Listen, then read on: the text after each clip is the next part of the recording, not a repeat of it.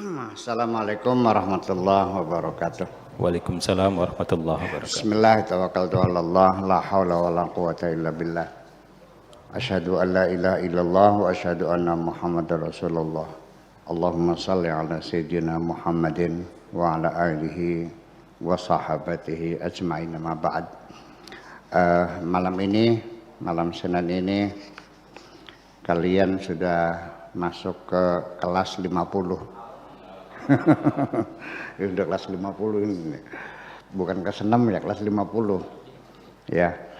Kita mulai bismillahirrahmanirrahim. Qala radhiyallahu ta'ala anhu bukratul jum'ati fil madrasati 18 Sya'ban sanata 45 wa 500 ba'da kalam. Istaghil bi islahika, sibukkan dirimu sesibuk-sibuknya untuk memperbaiki dirimu sendiri, melengkapi kekurangan-kekurangan yang ada pada dirimu, memperbaiki kesalahan-kesalahan yang telah engkau lakukan dan lain sebagainya. Sibukkan saja. Wada'anka al-qal wal qil, abaikan saja apa yang dikatakan orang, al-qal wal qil, komentar-komentar orang, begitu begini masa bodoh, abaikan saja. Yang penting tugasmu sibukkan dirimu memperbaiki dirimu sendiri. Jangan terpengaruh dengan apa yang dikatakan oleh orang lain tentang dirimu. Apakah itu sanjungan kepadamu ataukah itu cercaan kepadamu, abaikan saja. Sibukkan dirimu memperbaiki kualitas hidupmu sendiri. Daripada engkau memikirkan komentar-komentar orang yang hanya menyebabkan engkau hanya membuat dirimu semakin pusing, ya, lebih baik nggak usah kau dengerin, perbaiki saja dirimu. Sibukkan dirimu memperbaiki dirimu sendiri. Tidak usah mengkritik orang lain. Ngapain? Engkau mengkritik orang lain artinya mengurek kesalahan-kesalahan orang lain. Kesalahan-kesalahan yang ada dirimu saja kau perbaiki. Ngapain? Itu adalah kata-kata mutiara yang ada di mana-mana. Ya, mendengarkan komentar orang lain tidak akan meningkatkan kualitas hidupmu.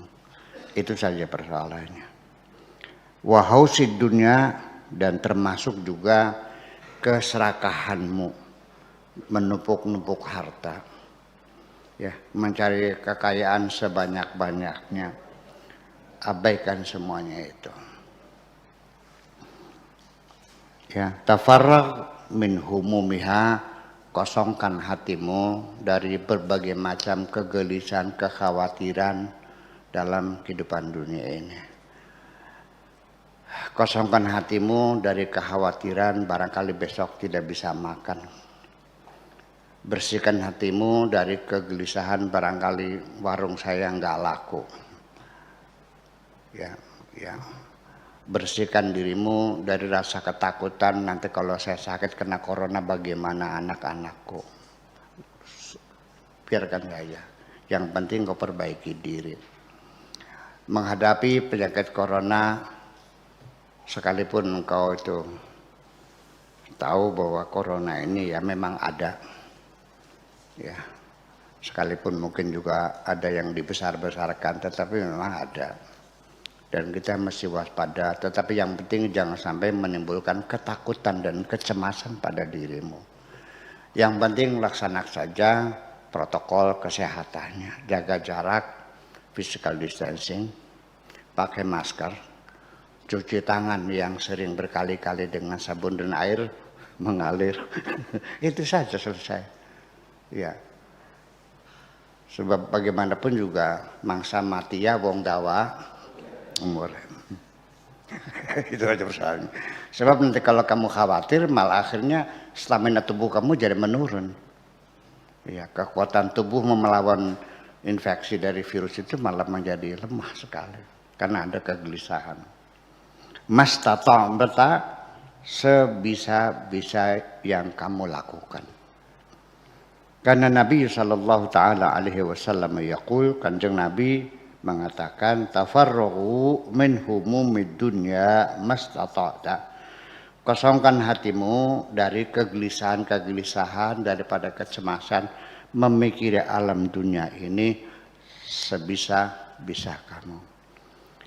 Cara yang paling baik yang sering saya katakan yaitu mengalihkan perhatian. Mengalihkan perhatian, mencari kesibukan. Kesibukan itu cara yang paling efektif kita untuk tidak terjerumus dalam kegelisahan yang tidak pernah berakhir semacam itu. Itu saja. Begini, kamu sakit gigi, begitu merintih dan mengeluh, aduh sakit, tambah sakit. Apalagi giginya digucal-gucal, dikasih tembakau, dikasih garam, dikasih macam-macam, alkohol. Ya, semua kata orang diturutin semuanya, pakai aspro, pakai iya. Sambil menjerit-jerit kesakitan malah justru makin sakit. Masih mending ambil sapu, itu lantai yang kotor kamu bersihkan. Baju anak-anak yang kotor kamu cuci. Sudah kering kamu setrika. Apalagi masak, belanja ke pasar, udah jangan diinget-inget itu sakit gigi itu. Ya kan begitu caranya. Nah, kalau sudah pekerjaan selesai semua, nggak ada lagi, ambillah tasbih. Putarkan sekeras-kerasnya, wor. Protol beli lagi. Iya, jadi saya melihatnya bahwa berzikir juga termasuk salah satu mengalihkan perhatian. Itu sangat efektif sekali yang sudah kita coba. Ya jahilan bidunya, wahai orang yang tidak paham tentang dunia ini. Kamu bodoh, kamu tidak mengerti, kamu tidak kenal dunia ini. Law araftaha, andaikan engkau tahu dunia itu apa hakikatnya. Ya. Ma talabtaha, tentu engkau tidak akan pernah meminta dunia. Kalau engkau tahu hakikat dunia, maka kamu pasti tidak akan minta dunia sama Allah kok.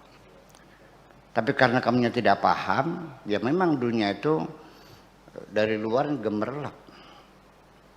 Orang yang hidupnya penuh dengan kekayaan, harta berlimpah ruah, gedungnya, rumahnya gedung mewah, indah, bagus, nyaman, lampu. Kalau malam hari bagaikan bermandikan cahaya, tiap kamar pakai AC, mobilnya 30 berderet. Di hati mereka gubuk reot kok. Ya.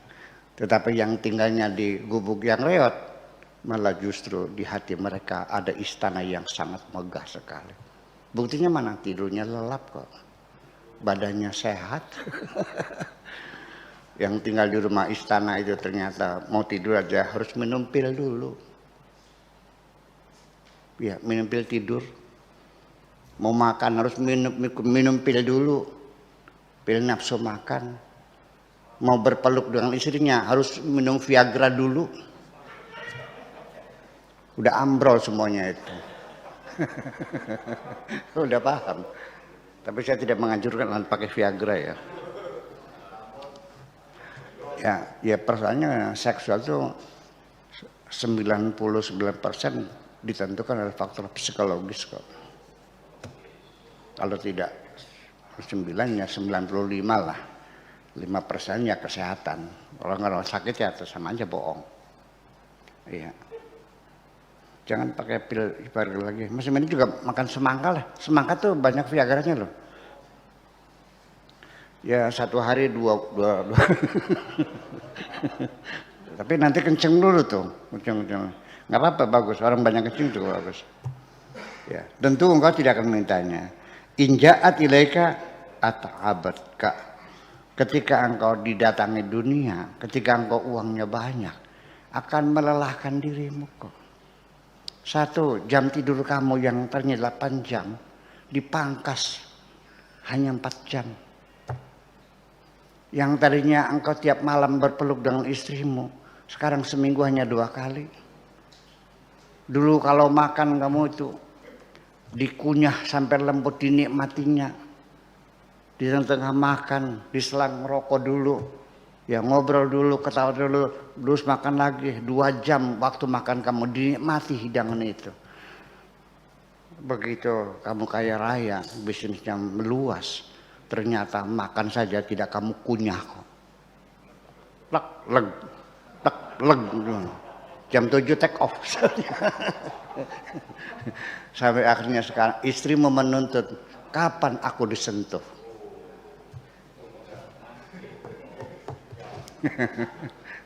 Jadi enak kaya apa enak miskin? Itu. Iya.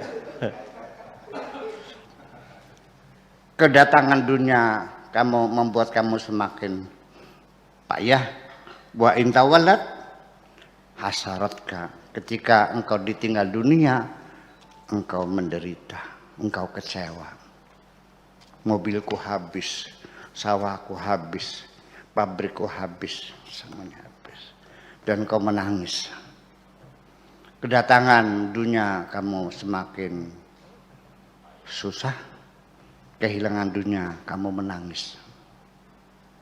Law araftallaha azza wa jalla, andaikan engkau telah mengenal Tuhanmu, la arafta bihi ghairahu, malah justru akan engkau bisa mengenal hakikat dunia setelah engkau mengenal Tuhanmu. Ternyata dunia ini wirog bosok. Tahu wirog? Ya, iya menjijikkan. Itu makanya. Termasuk juga dunia menurut sudut pandang para sufi itu seperti bangkai. Jadi kalau orang yang berebut bangkai, berebut dunia, itu sama dengan orang yang berebut bangkai. Kalau engkau berebut dunia, harus ketahui yang biasa berebut bangkai itu anjing. Jadi kalau kamu itu berebut dunia di ini, siap-siap engkau digigit anjing gitu aja kok. Ya, seperti itu. Ya, buktinya setiap hari kita lihat di depan mata kita kok. Tega-teganya. Ya, dengan segala macam cara. Gitu. Walakinnaka jahilun bihi. Tapi karena engkau itu tidak mengenal Tuhanmu. Wa birusulih dengan utusan-utusannya. Wa ambiyaihi dan para nabi-nabinya. Wa auliyaihi dan para wali-walinya. Itulah sebabnya engkau hidupnya dalam kegamangan seperti itu. Jadi sekarang banyak orang tidak mengenal para aulia ilah yang ada di sekitar kita ini. Seperti dulu para nabi juga. Mereka tidak kenal itu nabi.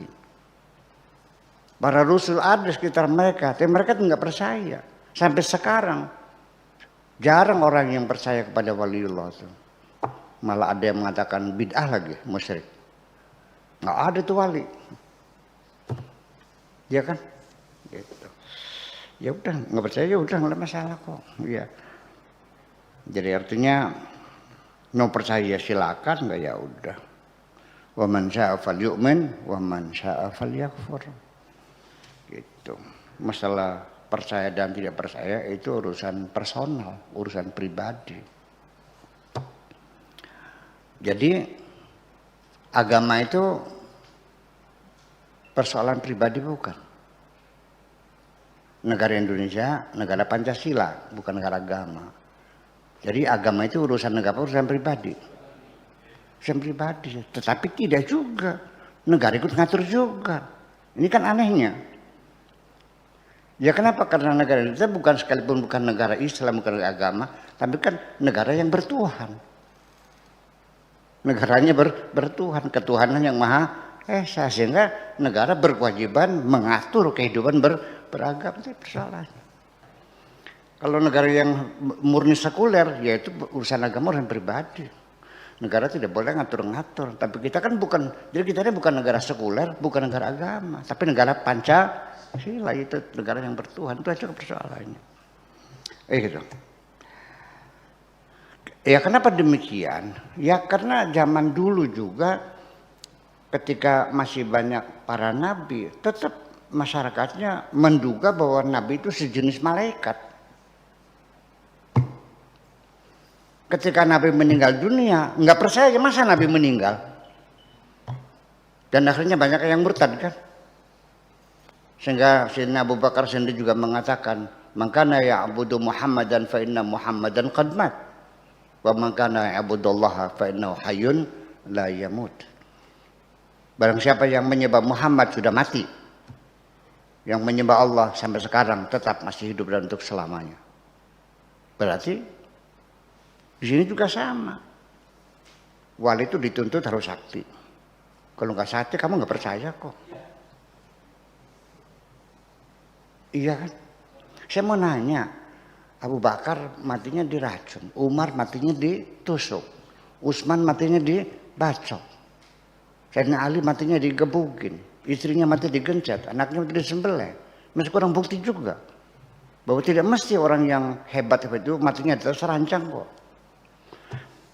Ya paham?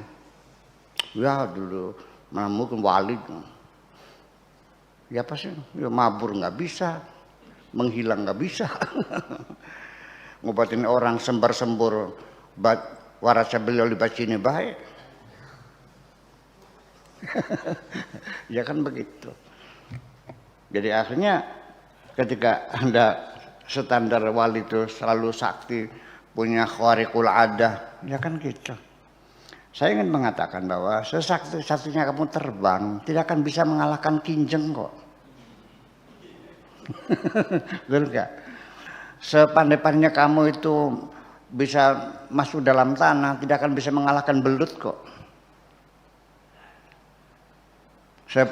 Saktinya kamu bisa menyelam dalam air tidak akan bisa mengalahkan ikan kok. Ya udah. Jadi orang yang sakti sih seperti siapa? Tangan kosong, masuk kantong kosong, dibuka kosong, itu yang sakti. Artinya benar kan? Jadi orang kesaktian itu kebenaran sebetulnya. Iya, bukan kehebatan semacam itu. Itulah persoalannya. Jadi ya tetap aja nabinya, rasulnya, walinya tidak mungkin mereka mengutuki orang kok. Ya, tetap aja mendoakan mereka supaya dapat hidayah. Itu aja persoalannya.